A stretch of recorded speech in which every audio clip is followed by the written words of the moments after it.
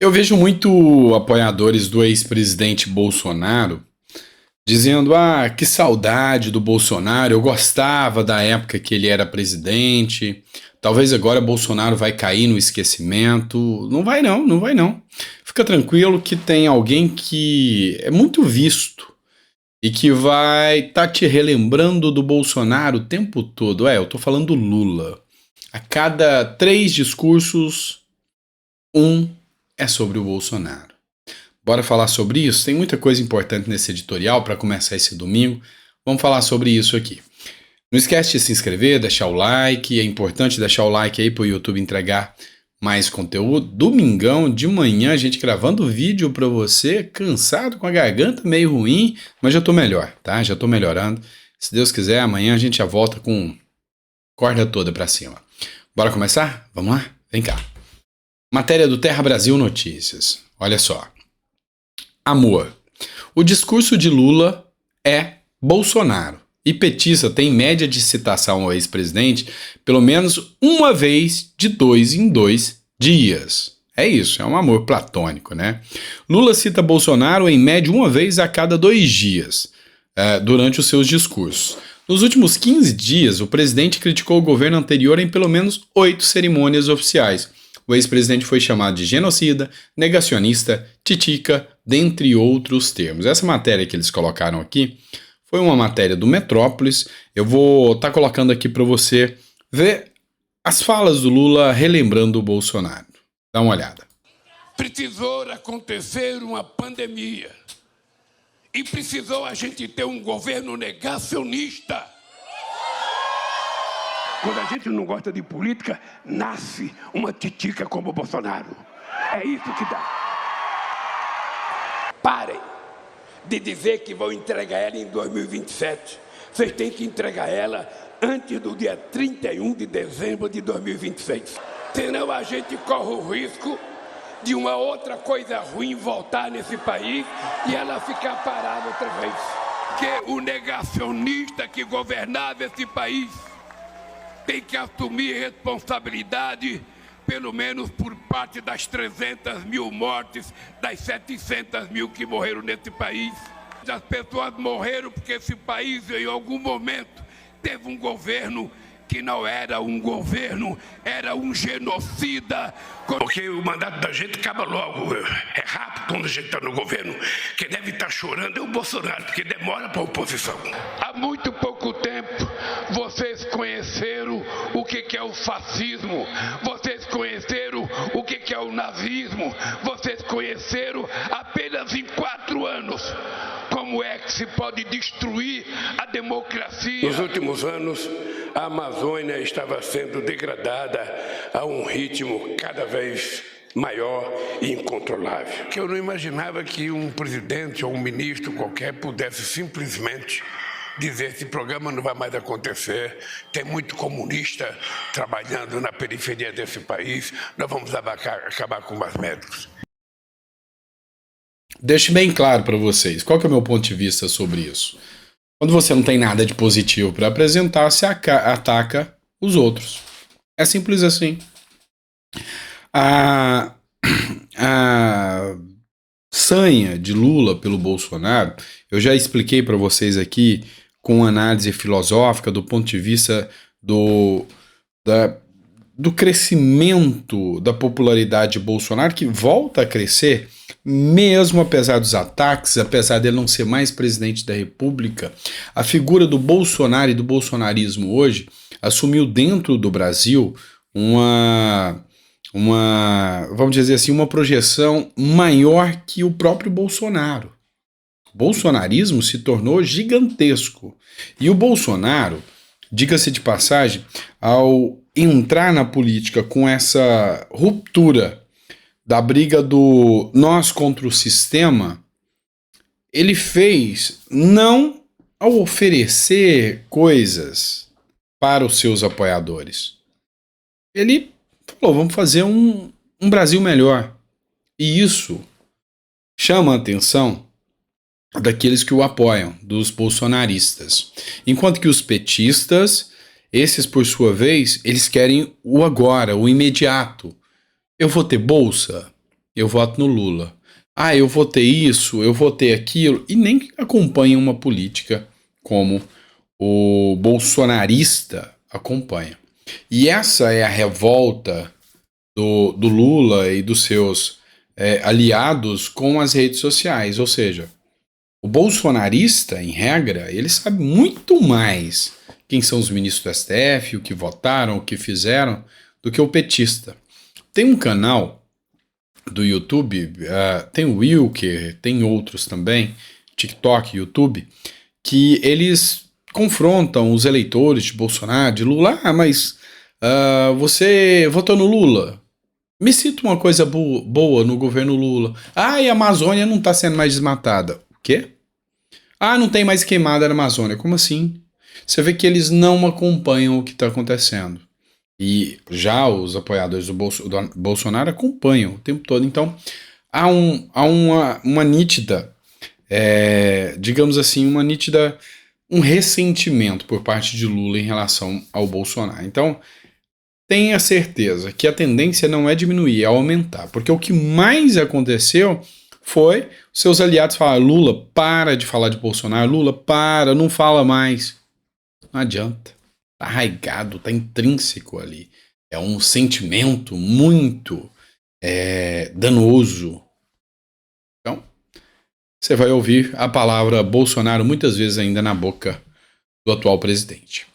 Vamos falar dessa matéria da Folha de São Paulo. Ex-diretora PRF vai ao STF contra a quebra de sigilo e Barroso dá 48 horas para a CPI explicar. Ministra estipulou prazo para a comissão de 8 de janeiro fornecer informações sobre o pedido contra chefe do órgão na gestão Bolsonaro. Aqui é um ponto interessante. Silvinei Vasquez esteve na CPMI de 8 de janeiro. O Silvinei, ele foi convocado como testemunha. E aí, na condição de testemunha, a base do governo Lula na CPMI pede a quebra de sigilo telefônico do Silvinei. Ele não foi como investigado, ele foi como testemunha. Como podem quebrar o sigilo telefônico de uma testemunha? E o pior, estão fazendo um verdadeiro circo naquela CPMI, haja vista que o que Silvinei Vasquez tem a ver com 8 de janeiro. Ah, mas lá eles argumentam que Silvinei usou a Polícia Federal no dia das eleições. Dia das eleições foi em outubro de 2022. Os ataques foram em janeiro de 2023, dia 8 de janeiro de 2023. Silvinei estava aposentado, afastado, curtindo a sua vida numa pequena cidade do interior. O que ele tem a ver com isso? Ou seja, o desvirtuamento dessa CPMI. Colocaram lá pessoas que não têm, um comprometimento em descobrir a verdade. Eles querem esconder ou criar narrativas ali dentro. E é isso que o Silvinei Vasquez, e inteligente como ele é, argumentou no STF. E aqui o Barroso pediu 48 horas para a CPI explicar o porquê foi dada essa quebra de sigilo sem que o STF tivesse autorizado. Você entende aqui que a decisão do Barroso não é no intuito de proteger o bom direito, fumus boni iuria, ou seja, a fumaça do bom direito. A preocupação é, mas peraí, por que vocês passaram por cima da gente? Porque quem está investigando ele somos nós. Então ele deu 48 horas para a CPI explicar o porquê pediu a quebra de sigilo do Silvinei Vasquez. Quebra de sigilo essa, diga-se de passagem, ilegal. Ele não estava na condição de investigado, estava na condição de testemunha.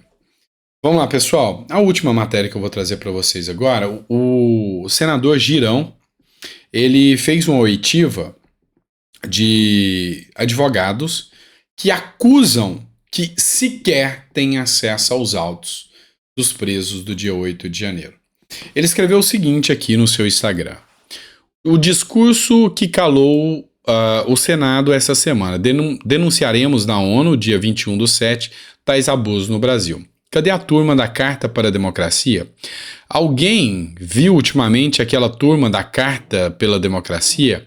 Faço a pergunta: onde estão aqueles que se arvoram de serem os defensores dos direitos humanos no Brasil? É o grupo Prerrogativas que se chama? Porque não defendem as prerrogativas dos advogados que estão sem acesso aos autos no país?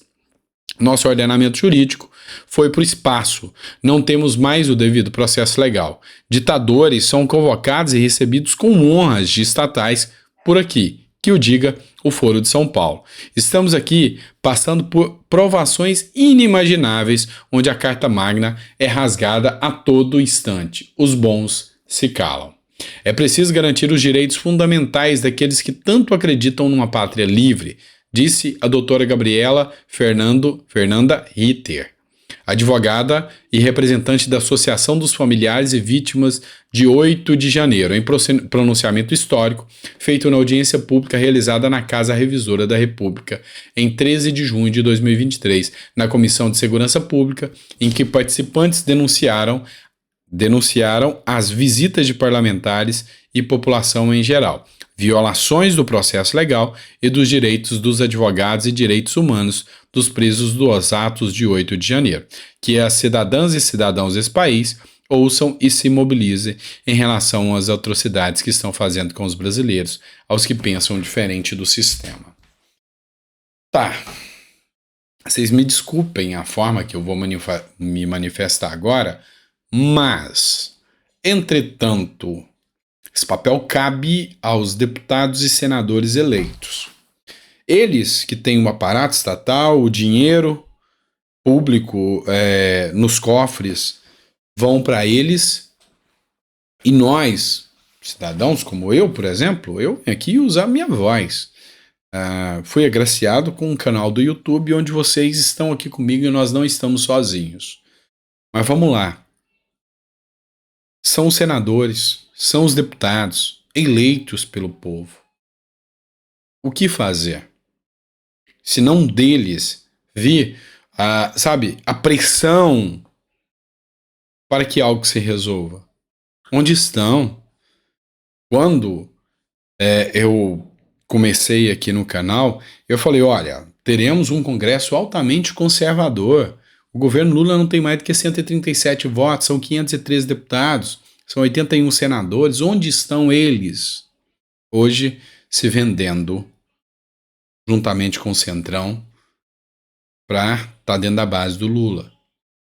Então, se realmente esses que lá estão tivessem a vontade de fazer a diferença, teriam obstruído pautas, teriam pressionado o Pacheco, teriam feito uma pressão para que Pacheco não fosse hoje o presidente do Senado e talvez Rogério Marinho já tivesse, inclusive, feito pautas importantes para a sociedade brasileira, como abertura de impeachment, como votação de pautas importantes, uma reforma política, uma reforma tributária séria. Vocês têm noção de quanta coisa importante corre dentro daquele Congresso? Então, assim, jogar essa responsabilidade só para a sociedade é uma coisa um tanto quanto complicada. A gente está fazendo nosso papel. Mas experimentem para a rua. Hoje a gente vive tempos de exceção. Experimentem para a rua. Você vai preso. E aí são 4, 5 meses sem sequer uma denúncia ser feita e você saber o porquê você está preso. Esse é o Brasil de hoje. Obrigado, pessoal. A gente volta ao meio-dia com mais conteúdo para vocês, tá bom? Eu aguardo vocês daqui a pouquinho. Grande abraço.